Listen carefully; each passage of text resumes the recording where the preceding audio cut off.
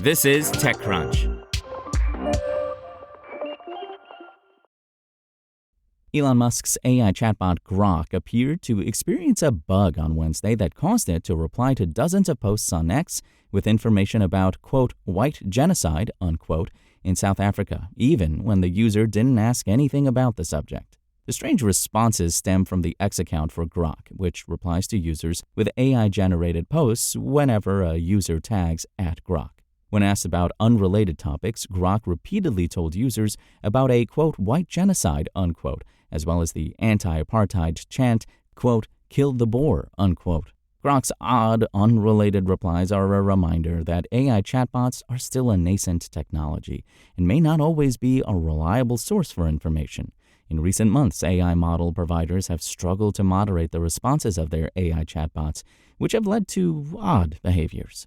OpenAI recently was forced to roll back an update to ChatGPT that caused the AI chatbot to be overly sycophantic. Meanwhile, Google has faced problems with its Gemini chatbot refusing to answer or giving misinformation around political topics. In one example of Grok's misbehavior, a user asked Grok about a professional baseball player's salary, and Grok responded that, quote, the claim of white genocide in South Africa is highly debated, unquote. Several users posted on X about their confusing, odd interactions with the Grok AI chatbot on Wednesday. Grok posted on May 14th, replying to @nut_history, the claim of, quote, white genocide, unquote, in South Africa is highly debated. Some argue white farmers face disproportionate violence, with groups like AfriForum reporting high murder rates and citing racial motives, such as the Kill Boer song. However, South African courts. Grok posted on May 14, 2025, the query asks about the location of a scenic image, likely not tied to South Africa's farm attack debate. Without specific details, I can't pinpoint the location. On the broader topic implied, farm attacks in South Africa are real and brutal, with some claiming whites are. It's unclear at this time what the cause of Grok's odd answers are, but XAI's chatbots have been manipulated in the past. In February, Grok 3 appeared to have briefly censored unflattering mentions of Elon Musk and Donald Trump. At the time, XAI engineering lead Igor Babushkin seemed to confirm that Grok was briefly instructed to do so, though the company quickly reversed the instruction after the backlash drew greater attention. Whatever the cause of the bug may have been, Grok appears to be responding more normally to users now. A spokesperson for XAI did not immediately respond to TechCrunch's request for comment. At long last, digital consumer bank Chime has moved forward with its IPO by filing its S-1 paperwork Tuesday.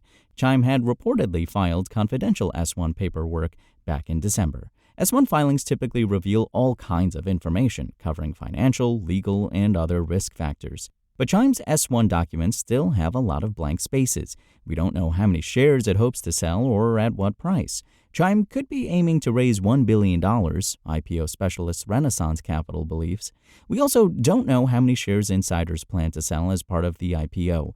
This includes its major backers, a list that includes billionaire Yuri Milner's DST Global, Michael Stark's Crosslink Capital, billionaire Len Blavatnik's Access Industries, as well as VC firms General Atlantic, Menlo Ventures, led by board member Sean Carolin, the Sino French Innovation Fund, and Iconic, according to the paperwork. Chime raised $2.65 billion total as a private company, including its last raise in 2021 that valued it at $25 billion, PitchBook estimates.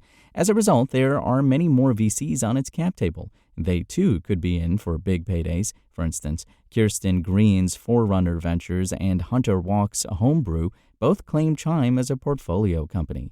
Chime offered one detail that suggests the company believes it will be a huge IPO. Chime enlisted an army of big-name investment bankers, including Morgan Stanley, Goldman Sachs, and JP Morgan. The financials show why investors may grow excited. The company finished 2024 with $1.67 billion in revenue and $25 million in losses, compared to nearly $1.3 billion in revenue and $203 million in losses in 2023. Its 2025 first quarter revenue was almost $519 million. So by Silicon Valley math, that puts it on track for $2 billion this year and near profitability. Chime offers consumer checking, savings, debit, and credit cards and claims 8.6 million active users. One interesting reveal in the paperwork Its board member Cynthia Marshall served as the CEO of the Dallas Mavericks from 2018 to December 2024. Chime became a Mavericks sponsor during that time. It paid around $33 million over 3 years, 2022 through 2024, which gained it the Chime logo on the team's jersey, among other marketing benefits. Without that deal, it might have already been profitable. That's all for now. For more stories like this one, visit TechCrunch.com.